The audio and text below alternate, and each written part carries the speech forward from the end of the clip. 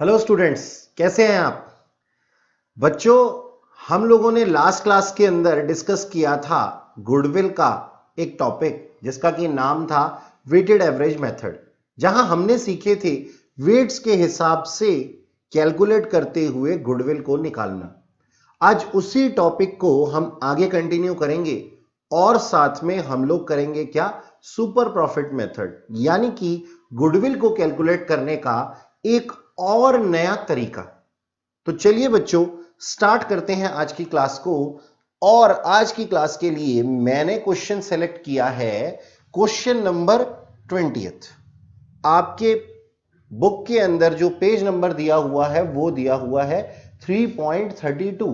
3.32 page पे question number 20 आपके सामने है। ठीक है, चलिए इसको करते हैं। हमारे पास में दिया हुआ है calculate the goodwill of the firm, calculate the goodwill of the firm on the basis of 3 year purchase, यानी कि हमें क्या करना है, मल्टीप्लाइड बाय 3 कर देना है लास्ट में। ठीक है, जब हम अमाउंट निकाल लेंगे। ओके, अब देखते हैं क्या लिखा हुआ है। 3 year purchase of the weighted average profit for last 4 year on the basis of 3 year purchase. 3 साल की परचेज है और 4 साल के हमें प्रॉफिट्स दिए हुए हैं। ठीक है, यानी कि एवरेज करने के लिए हमें डिवाइडेड बाय 4 करना पड़ेगा।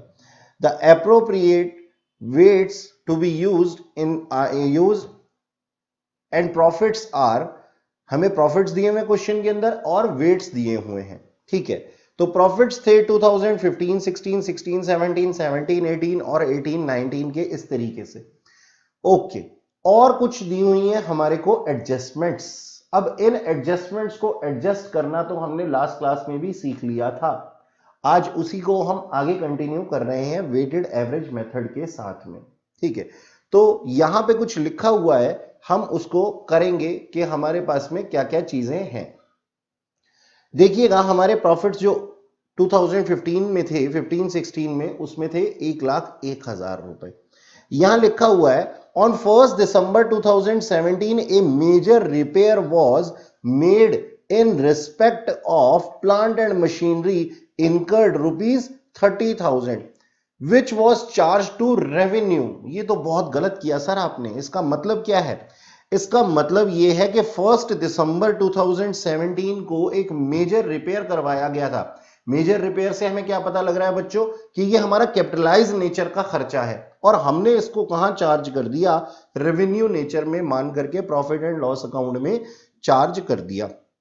तो इसका मतलब है इससे हमारे प्रॉफिट्स को इफेक्ट पड़ा होगा, यानी कि हमारे प्रॉफिट्स जो हैं वो कम हुए होंगे। ठीक है, तो आई होप आप लोगों के पास, सबके पास में बुक है, क्योंकि अगर हम एक एक पॉइंट को पहले डिस्कस करेंगे और बाद में उसको करेंगे तो बहुत ज्यादा टाइम लग जाएगा। तो हम क्या करते हैं, आप अपनी बुक अपने पास में रखिएगा, मैं यहां पे आपको क्वेश्चन फ्रेम करूंगा और साथ ही साथ मैं क्या करूंगा, इसको रीड आउट भी करता रहूंगा सो दैट आप लोगों को पता लगे कि कहां और कौन से पॉइंट पे हम चल रहे हैं। ठीक है बच्चों, तो बुक को मैं यहां से हटा लेता हूं और कैमरा को मैं जूम आउट कर लेता हूं।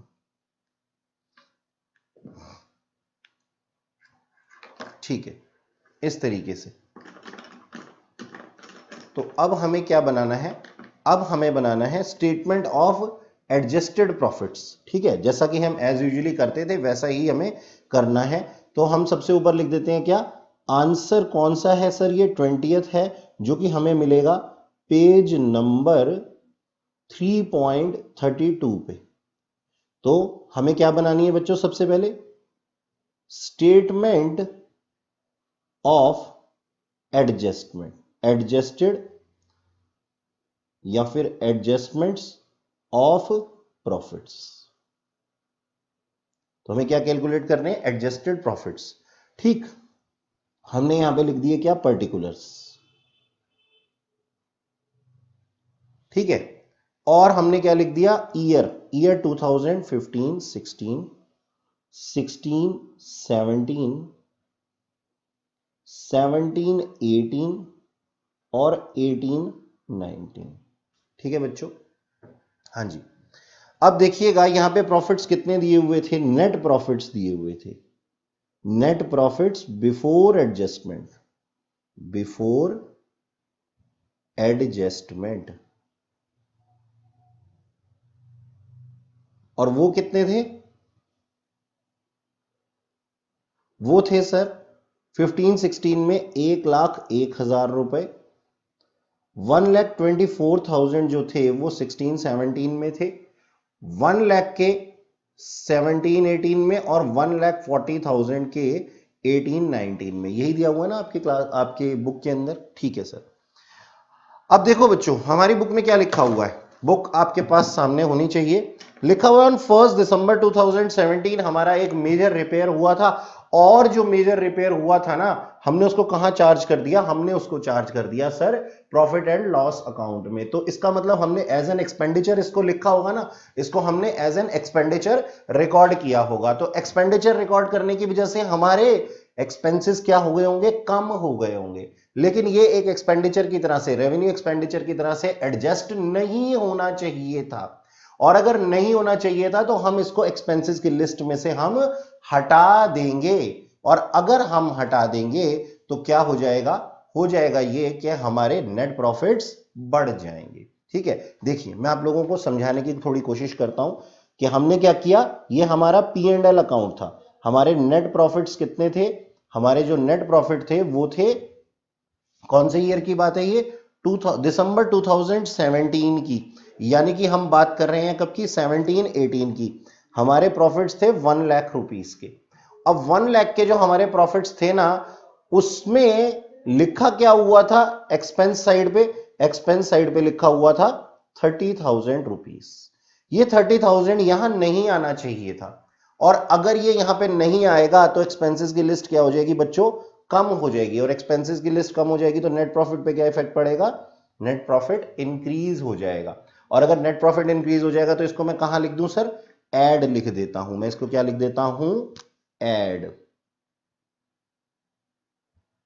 और इसको मैं लिखता हूं क्या? Capital expenditure on machinery. तो 30,000 रुपीज जो है वो कब ऐड हो जाएंगे? 17-18 में ऐड हो जाएंगे। ये देखिए 17-18 में जाकर के मैंने इसको ऐड कर दिया। अब देखिएगा आपके पास में कुछ और भी चीज लिखी हुई है। क्या चीज लिखी हुई है? यहां लिखा हुआ है इसी एडजस्टमेंट के अंदर, the said sum is agreed to be capitalise. हाँ, ये तो होना ही था, हमें मालूम ही है, agree to be capitalise for goodwill calculation subject to the adjustment of. Subject to the adjustment का मतलब कि इसके ऊपर एक कंडीशन अप्लाइड है। सब्जेक्ट टू का मतलब क्या है जी? Condition applied. प्रोवाइडेड, ये वर्ड जो लिखे होते हैं ना, प्रोवाइडेड, सब्जेक्ट टू, इसका मतलब है कंडीशन है, हमारी एक शर्त है। यानी कि हम ये काम करेंगे तो सही, लेकिन हमारी एक शर्त है। हाँ जी, अब अपनी शर्त बताइए। शर्त है depreciation of 10% per annum by reducing balance method. यानी कि हमारी एक शर्त है, इसको कैपिटलाइज नेचर का माना जाना चाहिए था, और इसके ऊपर क्या? डेप्रिसिएशन क्लेम करना चाहिए था। तो ये तो हम हमेशा से करते हुए आए हैं। तो अब क्या कर देंगे? यहां 30,000 तो हमने लिख ही दिया है, अब हम क्या कर देंगे? इसके ऊपर डेप्रिसिएशन लिख देंगे। अब एक बात बताओ, यहां पे क्या है? ये देखिए, ये था ना हमारा प्रॉफिट एंड लॉस अकाउंट, यही था ना हमारा प्रॉफिट एंड लॉस अकाउंट। यहां से कैपिटल एक्सपेंडिचर तो हमने हटा दिया, और लगना क्या चाहिए था? डेप्रीसिएशन लगना चाहिए था। तो डेप्रीसिएशन अगर लगेगा, एक चीज आनी चाहिए थी जो कि अपने आप में क्या थी? एक्सपेंस थी। अगर वो डेप्रीसिएशन आएगा, लिखा जाएगा, तो एक्सपेंसेस की लिस्ट क्या हो जाएगी? बढ़ जाएगी। और अगर एक्सपेंसेस की लिस्ट बढ़ जाएगी तो नेट प्रॉफिट पे क्या इफेक्ट पड़ेंगे बच्चों? नेट प्रॉफिट घट जाएंगे। तो मैं नेट प्रॉफिट को क्या कर दूं? अब कम कर दूं। किस अमाउंट से? डेप्रीसिएशन से। अच्छा, अब आप मेरे को एक बात बताना कि क्या डेप्रीसिएशन सिर्फ उसी साल में लगेगा जिस साल में हमने इसको ठीक किया है? नहीं सर, नेक्स्ट ईयर भी तो लगेगा। तो नेक्स्ट ईयर डेप्रीसिएशन लगेगा रिड्यूसिंग बैलेंस मेथड से, पहले ही साल से। ठीक है, तो मैं यहां क्या कर देता हूं? यहां मैं कर देता हूं लेस। क्या? डेप्रीसिएशन ऑन मशीनरी के नाम से, डेप्रीसिएशन ऑन मशीनरी के नाम से मैंने 17-18 के अंदर अमाउंट डिडक्ट कर देने हैं। क्या अमाउंट डिडक्ट कर देने हैं? देखो 30,000 की मशीनरी थी ना, तो 30,000 का जो अमाउंट आएगा वो कितना आएगा? 4 मंथ्स का हमें डेप्रीसिएशन कैलकुलेट करना है। तो डेप्रीसिएशन हम छोटा सा यहां पे बना लेते हैं रफ में। Depreciation on 30,000 for 4 months. Sir 4 months कैसे हो जाएंगे? 4 मंथ्स हो जाएंगे दिसंबर, जनवरी, फरवरी और मार्च। ठीक है, तो 30,000 के ऊपर हमने डेप्रीसिएशन लगाया। कितना डेप्रीसिएशन था? 10%, और वो भी 4/12। तो अगर मैं ये कैलकुलेट करता हूं बच्चों, तो हमारे पास जो अमाउंट आ जाता है वो कितना आ जाता है? 1000 रुपीज। 1000 का डेप्रीसिएशन 17-18 में लगेगा, और 1000 का डेप्रीसिएशन लगने के बाद में अब अगले साल के लिए इसकी मशीनरी की वैल्यू क्या हो जाएगी? Value of machinery for next year, value of machinery for next year कितनी हो जाएगी? वो हो जाएगी सर 30,000 माइनस 10,000, सॉरी 1000, कितना? 29,000, है ना। अब इस 29,000 के ऊपर डेप्रीसिएशन लगेगा कितना? Eight the rate 10% for full year, पूरे साल के लिए, फॉर फुल ईयर, है ना। तो ये फुल ईयर का डेप्रीसिएशन जो लगेगा वो हमारा आ जाएगा 2900 रुपीज, है ना। तो 2900 रुपीज हम क्या करेंगे? 2900 रुपीज हम यहां पे और डिडक्ट कर देंगे। कौन से साल में बच्चों? अगले साल में, 18-19 में। और जहां पे हमारा काम खत्म होता जाता है वहां हम क्या लगाते जाते हैं? डैश लगाते जाते हैं। हमने डैश लगा दिया। तो देखा आपने, फर्स्ट पॉइंट हमने कर लिया पूरा का पूरा। आगे चलते हैं। Closing stock for the year ended 16-17 was over valuated by 12,000 rupees. ठीक है सर, ओके। क्लोजिंग स्टॉक, अच्छा क्लोजिंग स्टॉक आता कहां है मेरे बच्चों? क्लोजिंग स्टॉक सर हमने तो पढ़ा था कि आता है क्रेडिट साइड पे, ट्रेडिंग अकाउंट की। ठीक है, तो हम बना लेते हैं। इसका भी एक इफेक्ट मैं आप लोगों को दिखाता हूं। ये था मेरा ट्रेडिंग अकाउंट, आप इसको कुछ भी कह सकते हैं। अब ट्रेडिंग अकाउंट के अंदर क्या होता है? क्लोजिंग स्टॉक लिखा जाता है क्रेडिट साइड पे, यानी कि ये इनकम की तरह से ट्रीट होता है। और इनकम की तरह से जो ट्रीट होता है, तो ये अमाउंट कितना था सर? 12,000 से ओवर वैल्यूएटेड था। यानी कि मान लीजिए कि क्लोजिंग स्टॉक यहां पे लिखा हुआ है 42,000 और उसकी वैल्यू कितनी थी? 30,000 रुपीज। अब हम क्या करेंगे? हम इसको सही वैल्यू पे लाने के लिए क्रेडिट साइड को, यानी कि हमारी जो इनकम साइड है उसको कम करेंगे। अगर इनकम कम होती है तो उसका नेट प्रॉफिट पे क्या इफेक्ट पड़ता है? सर इनकम कम होती है तो सब जानते हैं कि नेट प्रॉफिट भी क्या हो जाते हैं सर? कम हो जाते हैं। ओके, तो इस तरीके से हम क्या कर देंगे? इसको माइनस कर देंगे, यानी कि डिडक्ट कर देंगे। अच्छा चलो, ये बात तो सही रही। अब एक बात बताओ, ये कौन सा ईयर था? सर ये ईयर था 16-17। 16-17 में ये स्टेटस था। अब 17-18 में क्या स्टेटस रहा होगा? ये क्लोजिंग स्टॉक अगले साल का ओपनिंग स्टॉक बना होगा, है ना बच्चों। ओपनिंग स्टॉक बना होगा और 42,000 लिखा जाएगा, यानी कि ये भी ओवर वैल्यूएटेड रहा होगा। ये भी ओवर वैल्यूएटेड रहा होगा, तो इसको कम करने के लिए हम क्या करेंगे? कम करने के लिए हम क्या कर देंगे? यहां से माइनस कर देंगे, और ये डेबिट साइड पे लिखा गया है, यानी कि एक्सपेंस साइड पे लिखा गया है। अब अगर ये एक्सपेंडिचर साइड पे, डेबिट साइड पे लिखा गया है, तो हमारे एक्सपेंडिचर अगर कम होते हैं तो उसका नेट प्रॉफिट पे क्या इफेक्ट पड़ता है? सर हमारे जो नेट प्रॉफिट होते हैं ना, वो क्या हो जाते हैं? इंक्रीज हो जाते हैं। तो हमारे नेट प्रॉफिट 12,000 से क्या हो जाएंगे? इंक्रीज हो जाएंगे। अरे सर ये तो कोई इफेक्ट ही नहीं पड़ा, कि वहां पे तो था 12,000 माइनस, और यहां पे क्या हो रहा है? 12,000 प्लस, यानी कि नेट इफेक्ट क्या पड़ रहा है? एक बार ये माइनस हो रहा है और एक बार ये प्लस हो रहा है। तो हम इसको रिकॉर्ड ही नहीं करते, ऐसा सोच करके कुछ बच्चे इसको रिकॉर्ड नहीं करते। लेकिन बच्चों ये इस तरीके से नहीं होता। अगर आपको कोई भी पॉइंट दिया हुआ है क्वेश्चन के अंदर, तो आपको you have to solve it, क्योंकि अगर आप इसको सॉल्व नहीं करेंगे तो आपको अटेम्प्ट के नंबर नहीं मिलेंगे। तो मैं यहां लिख देता हूं बच्चों, मैं यहां पे लिखता हूं क्या? Over valuation. ठीक है जी, over valuation of opening stock. ठीक है, नहीं ये था हमारे पास में क्या? Closing stock. तो एक बार डिडक्ट हो जाएगा और एक बार ऐड हो जाएगा। ठीक है, तो यहां पे पहले मैं लिख देता हूं लेस वाली साइड पे मैं क्या लिखता हूं, लेस। ठीक, कौन से साल में, 16-17 में। Over valuation of closing stock, और ऐड क्या कर दूंगा, ऐड कर दूंगा sir over valuation of opening stock. ठीक है ना। तो देखो 16-17 में ये क्या हो जाएगा, कम हो जाएगा। 16-17 में क्या हो जाएगा, ये कम हो जाएगा, कितना, 12,000 रुपए से। ठीक है सर, तो मैंने ये 16-17 में क्या कर दिया, 12,000 रुपए से यहां पे कम कर दिया, 12,000 कम कर दी। ठीक, और ऐड कर दिया प्रॉफिट्स के अंदर 12,000, सॉरी अगले साल में होगा ये, तो 12,000 अगले साल में ऐड कर दिया। ठीक है, इसको आप यहां से कैंसिल कर दीजिएगा। ठीक है ना। ओके, आई होप आपको ये बिल्कुल सही दिखाई दे रहा है। ठीक है सर, यहां पे हमने ऐड कर दिया, और जिसका जो साल का काम नहीं था उसको हमने वहां से हटा दिया।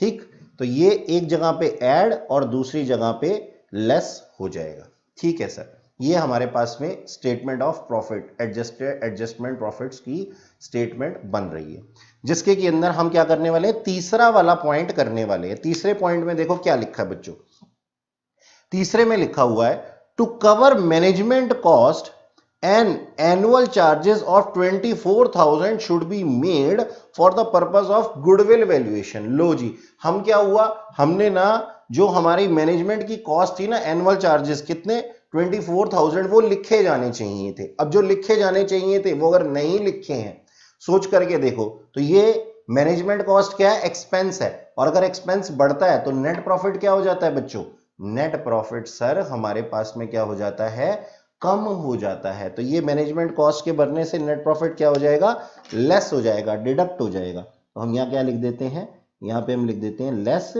मैनेजमेंट कॉस्ट, और ये हर साल के लिए है। तो ये हर साल की जो मैनेजमेंट कॉस्ट है वो कितनी है, 24,000 रुपीज। तो मैं यहां से 24,000 हर साल में डिडक्ट कर दूंगा चारों सालों में। तो 24,000 हर एक साल में मैं क्या कर देने वाला हूं, डिडक्ट कर देने वाला हूं। ठीक है, हां जी सर, तो ये भी हमारे पास में थर्ड पॉइंट पूरा हो गया। आगे पढ़ते हैं, अब जरा ध्यान से पढ़िएगा, देखिएगा, ये आपको क्लियर दिखाई दे रहा होगा। ठीक है, मैं इसको अगर थोड़ा सा छोटा कर दूं तो आप लोगों को प्रॉब्लम नहीं होनी चाहिए। ठीक है ना। अच्छा, अब देखो हमारे पास में क्या दिया हुआ है, on 1 April 2016 A machinery having book value 10,000 was sold for 11,000। 11,000 रुपए में हमने उसको क्या कर दिया, बेच दिया। But the proceed were wrongly credited to profit and loss account. ओहो, ये क्यों हुआ। अब एक बात बताओ, 10,000 रुपए वाली चीज को हमने 11,000 रुपए में बेच दिया, और हमने उसका डिफरेंस नहीं, पूरा का पूरा 11,000 रुपए ही क्या कर दिया, प्रॉफिट एंड लॉस अकाउंट में डाल दिया, है ना। अब प्रॉफिट एंड लॉस अकाउंट में डाल देने से क्या हुआ होगा, सोचो सोचो क्या हुआ होगा। ये मेरा प्रॉफिट एंड लॉस अकाउंट है बच्चों, ये मेरा P&L अकाउंट है, और जो मेरा प्रॉफिट्स था उन प्रॉफिट्स को मैंने क्या कर दिया, मैंने P&L अकाउंट के अंदर क्रेडिट कर दिया होगा। ठीक है, तो ये मैंने P&L अकाउंट के अंदर मैंने पूरा का पूरा सेल प्रोसीड 11,000 रुपए पूरा का पूरा डाल दिया, जबकि आना कितना चाहिए था, जो भी आना चाहिए था। अच्छा, एक बात बताओ, आना तो कुछ भी नहीं चाहिए था। क्यों नहीं आना चाहिए था, क्योंकि सेल करना हमारा बिजनेस थोड़ी होता है। ठीक है, तो सेल करना हमारा बिजनेस नहीं होता, तो इसलिए ये बिल्कुल भी नहीं आना चाहिए था। ये हमारे बिजनेस का काम थोड़ी है, हम तो गुडविल उस चीज के ऊपर देते हैं ना जो हमारा काम होता है, मेन मोटिव होता है। तो जी यहां से ये सेल प्रोसीड हम ना हटाएंगे। अगर हम इनकम साइड पे कोई भी चीज को हटाएंगे तो इनकम की लिस्ट कम हो जाएगी, इनकम की लिस्ट कम हो जाएगी तो उसका नेट प्रॉफिट पे क्या इफेक्ट पड़ेगा, नेट प्रॉफिट भी कम हो जाएगा, है ना।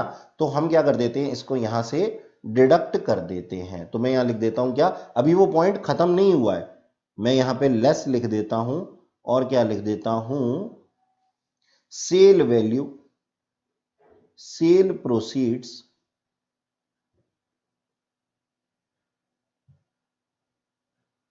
क्रेडिटेड टू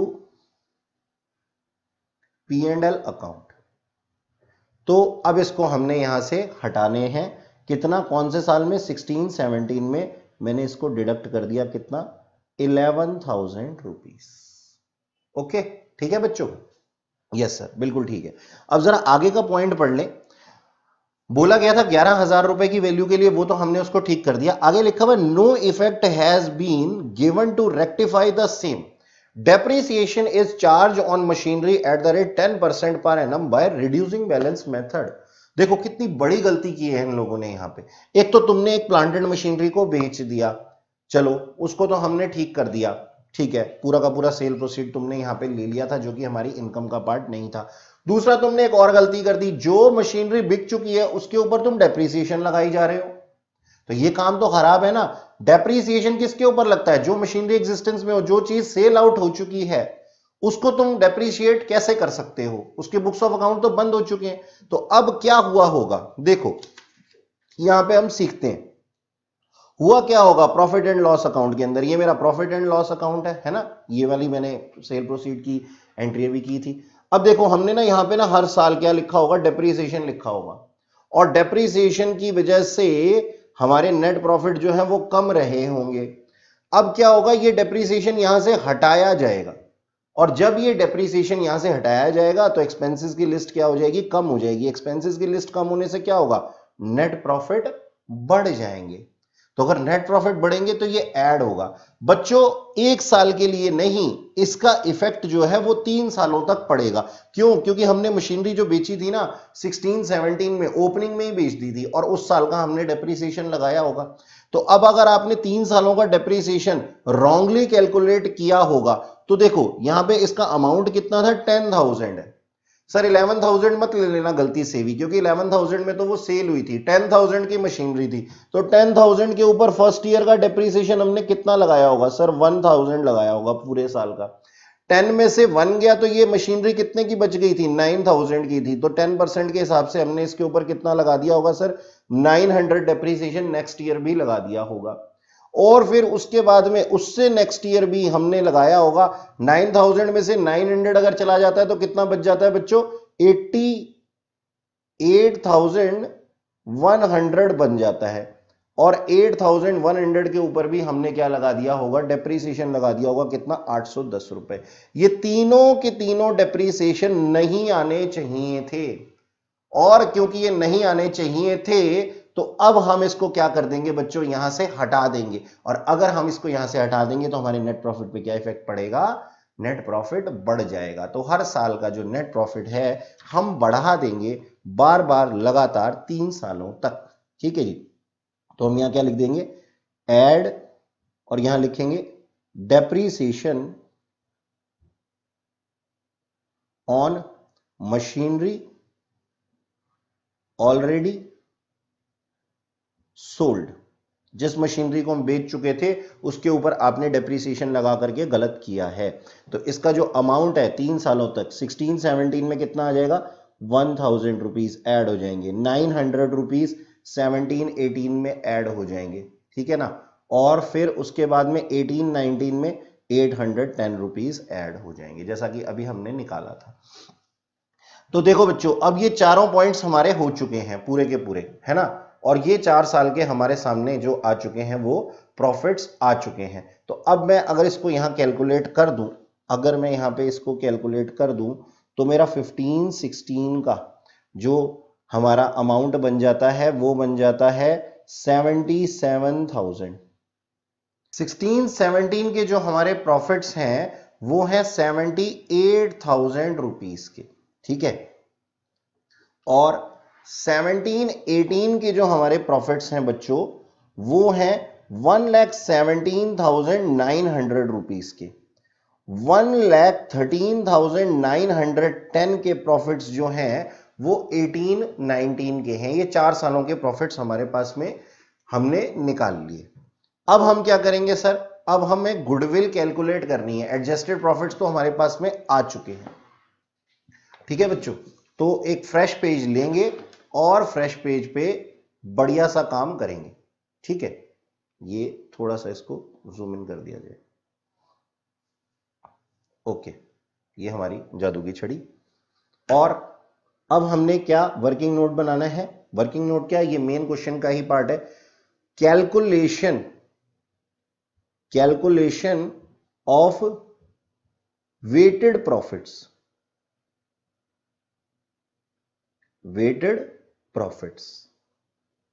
ठीक है। हमारा ईयर क्या था, हमारे प्रॉफिट्स क्या थे, हमारे वेट्स क्या थे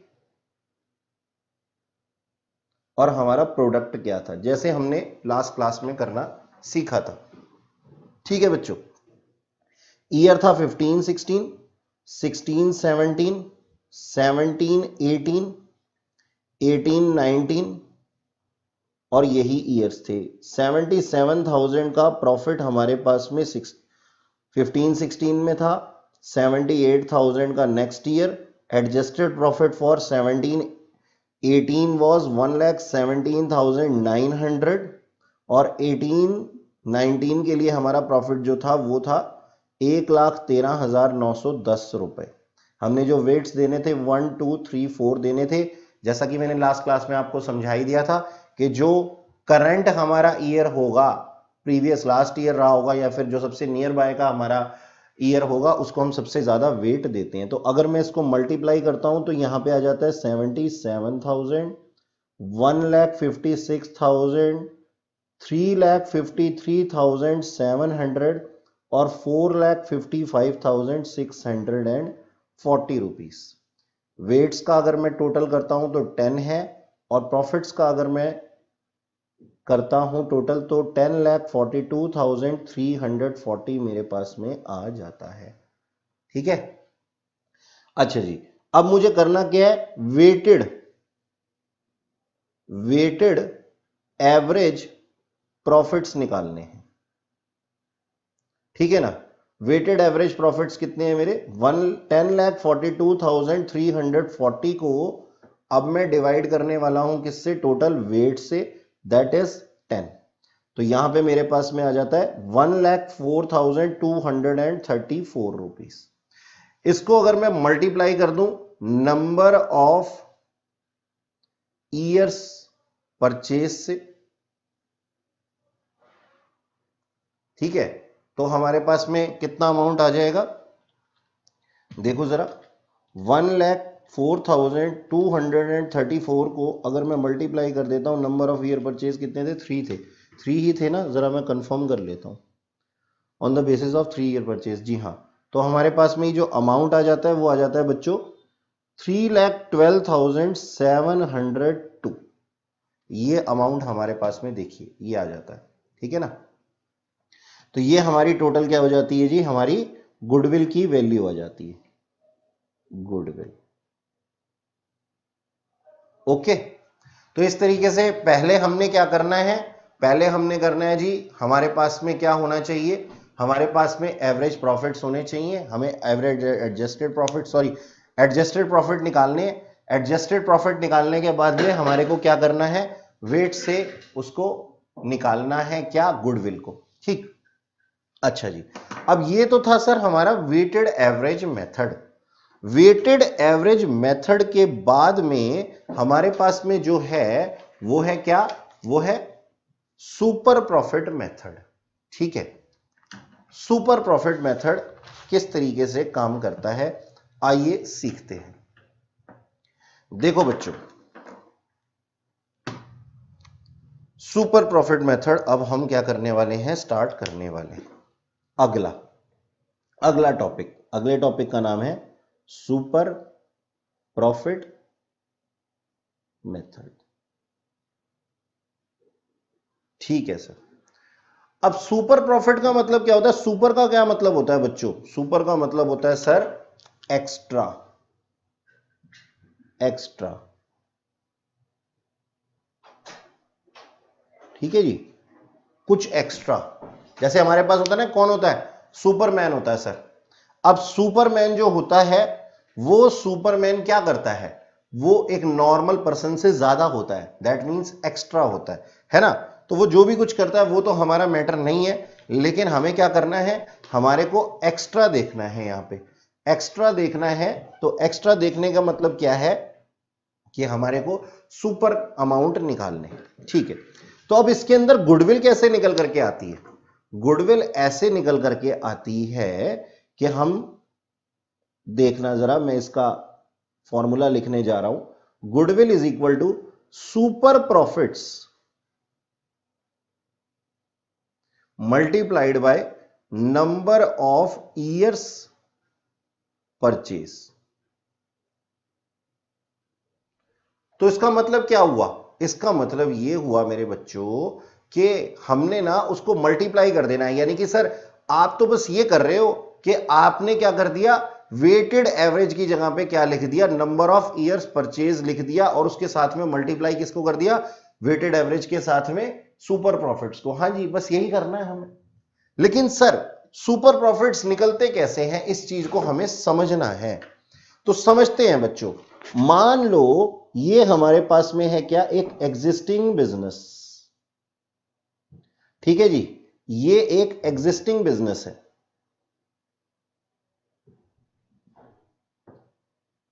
है ना जी सर, ये एक एग्जिस्टिंग बिजनेस है। इसमें इस बिजनेसमैन ने इन्वेस्टमेंट की कितने की, 5 लाख रुपीस की। हाँ सर, बहुत अच्छा है, 5 लाख की इन्वेस्टमेंट तो लगेगी ही लगेगी। और अब उसको एवरेज जो प्रॉफिट्स आते हैं, जैसा कि हमने देखा हुआ है, हमने लास्ट क्लासेस में सीखा हुआ है, उसके जो एवरेज प्रॉफिट्स हैं, on an average basis he is earning ₹70,000। यानी कि वो उससे अगर कोई आकर के दुकान पे पूछता है तो वो क्या बोलता है, इसको मैं नाम दे देता हूं बिजनेस वन। उससे अगर कोई दुकान पे आकर के पूछता है तो वो क्या कहता है, कोई आपसे पूछ ले कि आप कितना कमाते हो, तो आप कहते हो भाई दाल रोटी चल रही है। लेकिन उसने बता दिया कि कितने की दाल और कितने की रोटी चल रही है, यानी कि उसने बता दिया एग्जैक्टली मैं 70,000 ऑन एन एवरेज बेसिस तो कमा ही लेता हूं। ओके, बहुत अच्छी बात है। अब क्या हुआ, अब ये हुआ कि ना हमने डिसीजन लेना है, जैसा कि हमने पहली भी क्लासेस में इस चीज को सीखा है। तो ये क्या है, ये हमारा बिजनेस 2 है, ये एग्जिस्टिंग बिजनेस नहीं है, ये एक न्यू बिजनेस है, न्यू बिजनेस है। ठीक है, तो ये 70,000 रुपीज पिछले वाला business on an average basis कमा रहा था। अब इसके अंदर भी क्या कैपिटल इन्वेस्ट हो गई, इन्वेस्टमेंट की किसी नए बिजनेसमैन ने, नए किसी जोशीले एक युवक ने, युवती भी हो सकती है अच्छा खैर, तो उसको लगाना पड़ेगा कितना, 5 लाख रुपीस, 5 लाख रुपए। ठीक है, ओके सर, 5 लाख रुपए। लेकिन अब क्योंकि ये नया है तो इसके जो प्रॉफिट्स है ना, वो 70,000 रुपीज नहीं है, वो कितने हैं, वो कुछ कम है। तो ये जो कम है हमारे पास में, ये जो कम है, ये है 40,000 रुपीज। लेट से हम मान लेते हैं। अच्छा, 40,000 को हम कैसे डिफाइन करते हैं, अच्छा मान लो अभी तक मैंने तुम्हें ये नहीं बताया कि 40,000 के हमारे कुछ प्रॉफिट्स जनरेट होंगे। देखो अब ना क्या होगा, ये मार्केट सर्वे करेगा, ये जो पर्सन है ना मिस्टर B2 को निकालने वाला, बनाने वाला नया बिजनेसमैन, ये ना मार्केट सर्वे करेगा। और मार्केट सर्वे के अंदर ये क्या मानेगा कि भाई अगर हम किसी भी बिजनेस में हैं, जैसे कि मान लीजिए इन्होंने एक स्टील बिजनेस कर लिया, तो स्टील बिजनेस के अंदर ये बाकी फैक्ट्रीज के पास में जाता है, कुछ ज्यादा कुछ कम कुछ कैसे करके बताते हैं, तो उसको ना ये पता लगता है कि नॉर्मल रेट ऑफ रिटर्न है। अब मैंने यहां पे एक वर्ड यूज कर दिया है बच्चों, क्या, normal rate of return. Normal rate of return का मतलब क्या होता है, सबसे पहले तो ये पता करना है। Sir normal rate of return का मतलब ये होता है कि अगर हम किसी भी इंडस्ट्री में हैं, जैसे कि हम स्टील इंडस्ट्री में हैं, तो वहां पे छोटे बड़े बहुत से लोग हैं, तो कोई भी स्टील इंडस्ट्री हमें क्या बता सकती है कि अगर आप अपना बिजनेस आज नया नया जमा लेते हैं तो स्टील इंडस्ट्री के अंदर इतना काम तो है कि आप कितने कमा लेंगे, ऑन एन एवरेज आप कमा लेंगे 8%। यानी कि जितना भी आप इन्वेस्टमेंट करेंगे उसका 8% तो आपको सॉरी मिल ही जाएगा। तो यहां पे हमने क्या बोला कि ये नए बिजनेस के लिए हमारा जो नॉर्मल रेट ऑफ रिटर्न है, क्या लिखा है मैंने यहां पे, नॉर्मल रेट ऑफ रिटर्न जो है वो है कितना, 8%। अब बच्चों हमें ना ये क्वेश्चन में दिया रहता है, खैर क्वेश्चन की चर्चा हम बाद में करेंगे कि क्वेश्चन में क्या होता है क्या नहीं होता, वो बात की बात है। तो ना नॉर्मल रेट ऑफ रिटर्न कितना है बच्चों, 8% है। अब देखो 5 लाख का 8%, इसीलिए मैंने क्या कहा था, दैट इज ₹40,000।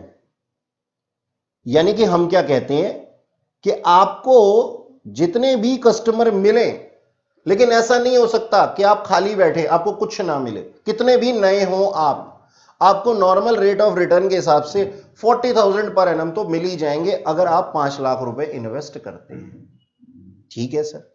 अब देखो ये जो एवरेज प्रॉफिट्स थे ये ओल्ड यानी कि एग्जिस्टिंग बिजनेस के, ये एग्जिस्टिंग बिजनेसमैन कौन था, ये एग्जिस्टिंग बिजनेसमैन हमारा सुपरमैन था, बहुत सालों से काम कर रहा है ये। और अगर बहुत सालों से काम कर रहा है तो इसके ऊपर पावर जनरेशन प्रॉफिट जनरेशन की जो हमारे पास में है शक्ति थोड़ी सी ज्यादा होगी। मैंने आपको एग्जांपल दिया था ना हल्दीराम, बताओ कौन ज्यादा अच्छा बिजनेस कर सकता है, नथुराम या हल्दीराम, सर हल्दीराम कर सकता है। तो ये अपने बिजनेस का ना हल्दीराम है, स्टील बिजनेस का ये क्या है, ये हल्दीराम है। तो अब बस ये जो बीच का डिफरेंस है ना दोनों का, कि ये 70,000 कमा सकता था और ये जो नया बिजनेसमैन है ये 40,000 रुपीज कमा सकता है, इन दोनों के जो बीच का डिफरेंस है ना वही क्या है हमारे पास में, सुपर प्रॉफिट है। तो सर मैं इसको ना तरीके से तमीज से लिख देता हूं यहां पे, आप भी अपनी कॉपीज में इसको ऐसे ही मेंटेन कीजिएगा कि super profits is what, super profit is average profits minus normal profits. ठीक है ना बच्चों। तो इसका मतलब क्या है, इसका मतलब है कि नॉर्मल प्रॉफिट से ज्यादा जब कोई कमाता है दैट इज सुपर प्रॉफिट्स। तो यहां पे इसने कितना ज्यादा कमाया था, ये स्क्रीन पे आपको प्रॉपर दिखाई दे रहा होगा आई होप जी। ठीक है, तो हमारे पास में क्या है, हमारे पास में 70,000 रुपीज थे एवरेज प्रॉफिट, और हमने उसमें से डिडक्ट कर दिए कितने, 40,000। तो हमारे सुपर प्रॉफिट्स जो आ गए हैं बच्चों वो क्या आ गए, 30,000 रुपीज के आ गए हैं।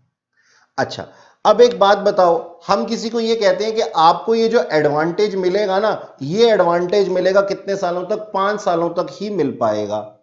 यानी कि हम ये कहते हैं कि ये जो हमारा 8% का एडवांटेज है ना ये आपको 5 सालों तक ही मिल पाएगा। अच्छा सर इसका मतलब ये हुआ कि 5 सालों के बाद में 8% रिटर्न नहीं मिलेगा, नहीं नहीं नहीं नहीं, इसका मतलब ये है कि आपको ये जो नॉर्मल रेट ऑफ रिटर्न था ना कितने का, 8% का, कम से कम 8% तो मिलेगा ही मिलेगा। यानी कि ये एडवांटेज आपको 5 सालों तक तो मिलता ही है। जैसे अपने पास में नंबर ऑफ ईयर परचेज नहीं होते थे, बस वैसा ही है।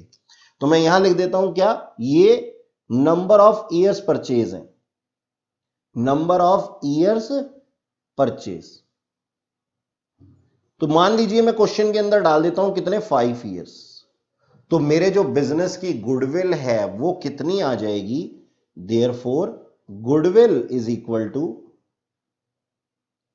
30,000 multiplied by 5, that is 1,50,000 rupees. I hope it is clear to all of you, आप लोगों को ये कॉन्सेप्ट अच्छे से समझ में आ गया होगा। ठीक है ना। तो इसका मतलब क्या हुआ कि सर एवरेज सुपर प्रॉफिट्स क्या होते हैं, एवरेज प्रॉफिट्स में से अगर हम नॉर्मल प्रॉफिट्स को माइनस कर देते हैं। ठीक है सर। अब अगर क्वेश्चन के अंदर एवरेज प्रॉफिट्स दिए हुए हो तो ठीक है, अगली हम हेडिंग लिख देते हैं क्या, how to calculate average profits. ठीक है, इसको थोड़ा सा ऊपर करते हैं। ठीक है, थोड़ा सा ऊपर करते हैं, थोड़ा सा ऊपर करते हैं तो हमारे पास में क्या आ जाता है, हम लिख देते हैं कुछ पेज के ऊपर। क्या लिखेंगे हम? How to calculate average profits, how to compute average profits. तो बच्चों ये एवरेज प्रॉफिट्स को हम कैलकुलेट करना ऑलरेडी सीख चुके हैं। मैं यहां लिख देता हूं ऑलरेडी डन। यानी कि हो सकता है हमारे को कुछ एडजस्टमेंट्स दी हुई हों, और अगर हमें कुछ एडजस्टमेंट्स दी हुई हैं, जैसा कि अभी हमने थोड़ी देर पहले सीखा था, तो उन एडजस्टमेंट से प्रॉफिट्स पे क्या फर्क पड़ता है उसकी हम एवरेज निकाल सकते हैं। तो we have already done it. ठीक है, अच्छा जी, अब बात आ जाती है how to calculate normal profits. Although it is given in, ये हर बार आपके पास में क्या दिया हुआ होगा, क्वेश्चन के अंदर गिवन होगा। ये 8% जो है ना, ये हमेशा आपके पास में क्वेश्चन के अंदर दिया हुआ होगा। लेकिन अगर ना दिया हुआ हो तो हम कैसे कैलकुलेट करते हैं, इस चीज को भी हम समझ लेते हैं। देखो बच्चों, तो अगली हेडिंग जो मैं डालता हूं कुछ इस तरीके से डालता हूं कि हाउ टू कैलकुलेट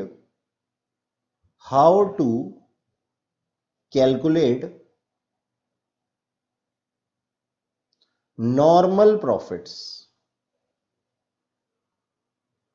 कि हम नॉर्मल प्रॉफिट्स को अगर हमें परसेंटेज गिवन ना हो तो किस तरीके से कैलकुलेट कर सकते हैं। इसका भी कंप्यूटेशन का तरीका है सर? हां बिल्कुल, कंप्यूटेशन का तरीका है। तो नॉर्मल प्रॉफिट्स को कैलकुलेट करने का तरीका है, normal profits is equal to capital employed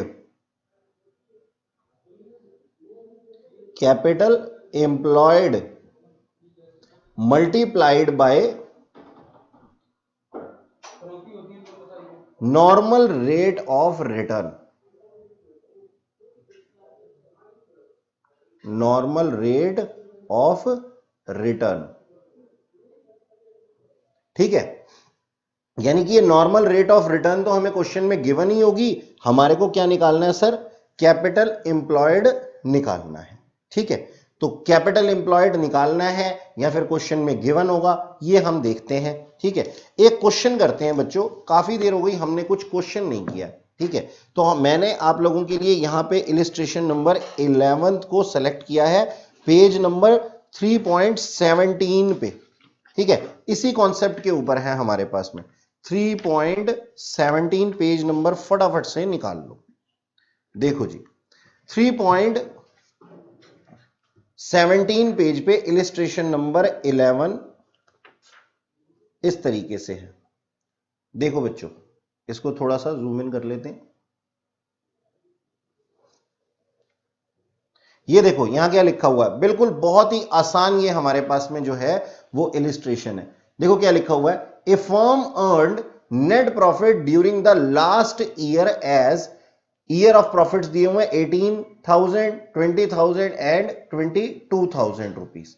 ठीक है जी, the capital invested of the firm is 60,000 rupees. हमने जो कैपिटल इन्वेस्ट की वो कितनी थी बच्चों?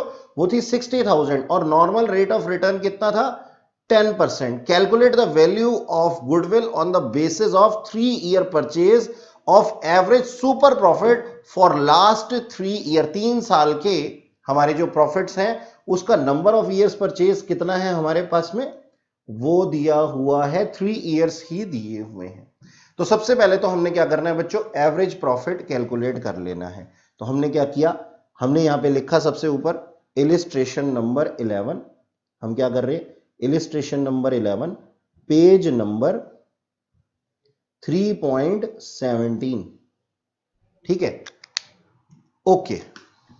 देखो जी, तो अब हम क्या करेंगे, सबसे पहले तो एवरेज प्रॉफिट्स निकाल लेंगे। नंबर 1 हमारे को चाहिए क्या? Average profits.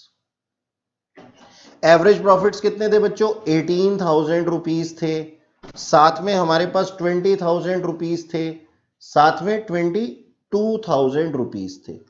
और हमने इसको क्या कर दिया, डिवाइड कर दिया 3 से, तो हमारा जो अमाउंट आ जाता है वो आ जाता है 20,000 रुपीज, है ना। 20,000 रुपीज का हमारा अमाउंट आ जाता है। ओके, एवरेज प्रॉफिट्स के बाद में हमें रिक्वायरमेंट है सर नॉर्मल प्रॉफिट्स की, नॉर्मल प्रॉफिट्स की। अब नॉर्मल प्रॉफिट्स किस तरीके से निकलते हैं, देखो बच्चों, 60,000 की हमने कैपिटल इन्वेस्ट की थी ना, हां सर, ये हमारी इन्वेस्टमेंट थी, ये हमारा कैपिटल एम्प्लॉयड था जो कि लिखा हुआ है, और उसमें हमने मल्टीप्लाई कर दिया क्या, नॉर्मल रेट ऑफ रिटर्न। यानी कि अगर मैं 60,000 rupees as a capital employed आज इन्वेस्ट करता हूं तो मुझे नॉर्मल रेट ऑफ रिटर्न क्या मिलेगा, 10% मिलेगा। तो इसका मतलब मेरे को कितने अमाउंट मिल जाएंगे सर, 6,000 रुपीज तो मिल ही जाएंगे। हां जी, ये बुक मेरे पास में है, ठीक है। अच्छा, अब तीसरा काम हमें क्या चाहिए, हमें चाहिए सुपर प्रॉफिट निकालने हैं। तो सुपर प्रॉफिट्स कैसे निकल करके आएंगे मेरे बच्चों, एवरेज प्रॉफिट्स में से, यानी कि वो जो एक्स्ट्रा प्रॉफिट्स हैं वो कैसे निकल करके आएंगे, एवरेज प्रॉफिट्स में से मैं नॉर्मल प्रॉफिट्स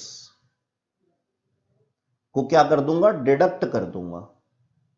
तो यहां पे मेरे एवरेज प्रॉफिट जो थे वो 20,000 थे और मेरे नॉर्मल प्रॉफिट 6,000 थे, यानी कि मेरे सुपर प्रॉफिट्स 14,000 रुपीज के हैं। अब गुडविल कैसे निकल करके आएगी, गुडविल जो निकल करके आएगी, चौथा काम हमारे पास में क्या है, गुडविल निकालने का। यानी कि क्या करो, पहले दो मुक्केबाजों को रिंग में लेकर के आओ, फिर उनकी लड़ाई करवाओ और फिर विनर घोषित कर दो फोर्थ पॉइंट के अंदर। ऐसा ही तो कर रहे हैं बस हम। तो goodwill is equal to super profits multiplied by number of years purchase. तो सुपर प्रॉफिट्स कितने थे, 14,000 थे, नंबर ऑफ ईयर परचेज 3,000, 42,000 के हमारे पास में क्या है, हमारी गुडविल इस साल के लिए है। ठीक है बच्चों, तो ये आप लोगों की क्या थी, कैलकुलेशन ऑफ गुडविल।